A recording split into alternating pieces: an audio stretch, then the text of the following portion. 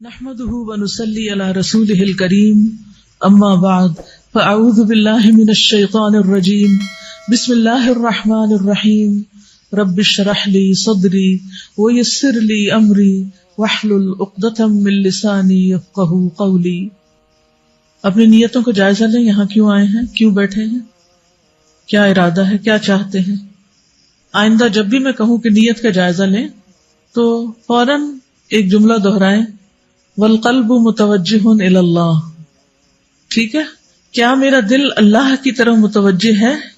اچھی نیت کا معنی کیا ہے کہ دل اللہ کی طرف متوجہ ہو، لوگوں کی طرف نہیں کہ لوگ اس وقت کیا کہیں گے، کیا سوچیں گے، لوگوں کی نظر میں میں کیسے لگ رہی ہوں، لوگ مجھے پسند کر رہے ہیں یا نہیں کر رہے، یہ سب باتیں آؤٹ۔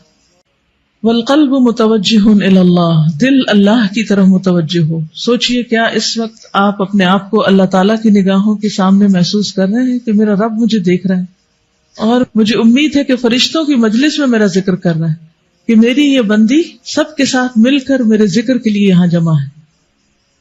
بس یہ خیال آپ کو خوش کر دے، اس کے بعد آپ کو ساری گرمی، تھکاوٹ، ہر چیز بھول جائے گی۔ ہر صورت بخشش کروانی ہے انشاءاللہ، اچھے اچھے کام بھی کرنے ہیں، دعائیں بھی کرنی ہے، تڑپنا بھی اور رونا بھی اس چیز کے لیے کہ اللہ تعالیٰ بس تو مجھے بخش دے، کیونکہ اللہ تعالیٰ اگر بخش دے تو ہی ہماری نجات اور کامیابی۔ چلیے شروع کرتے ہیں۔ یا رب لک الحمد کما ینبغی لجلال وجہک وعظیم سلطانک، یا رب لک الحمد کما ینبغی لجلال وجہک وعظیم سلطانک، یا رب لک الحمد کما ینبغی لجلال وجہک وعظیم سلطانک۔ 100 بار سبحان اللہ والحمد للہ ولا الہ الا اللہ واللہ اکبر، سبحان اللہ والحمد للہ ولا الہ الا اللہ واللہ اکبر۔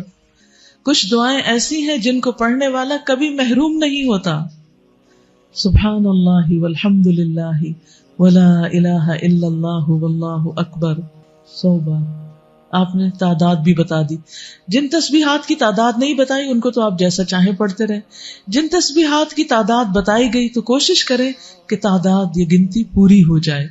رسول اللہ صلی اللہ علیہ وسلم نے ان کلمات کے بارے میں فرمایا، لَأَنْ أَقُولَ سُبْحَانَ اللَّهِ وَالْحَمْدُ لِلَّهِ وَلَا إِلَهَ إِلَّا اللَّهُ وَاللَّهُ أَكْبَرُ أَحَبُّ إِلَيَّ مِمَّا طَلَعَتْ عَلَيْهِ الشَّمْسُ، کہ میں ان کلمات کو ادا کروں، سبحان اللہ والحمد للہ ولا الہ الا اللہ واللہ اکبر، یہ مجھے ان تمام چیزوں سے زیادہ پیارا ہے جن پر سورج طلوع ہوتا ہے۔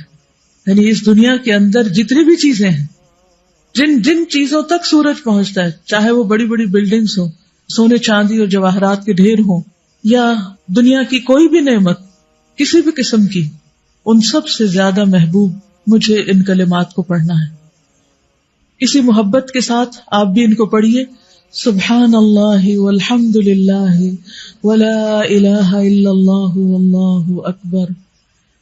اے اللہ ہمیں بھی ان کلمات کو ہر چیز سے زیادہ محبوب بنا دے، اور ہمیں ان لوگوں میں شامل کر جو واقعی خوشی کے ساتھ، دل جمی کے ساتھ تیرا ذکر کرنے والے ہیں۔ سبحان اللہ والحمد للہ ولا الہ الا اللہ واللہ اکبر، سبحان اللہ والحمد للہ ولا الہ الا اللہ واللہ اکبر۔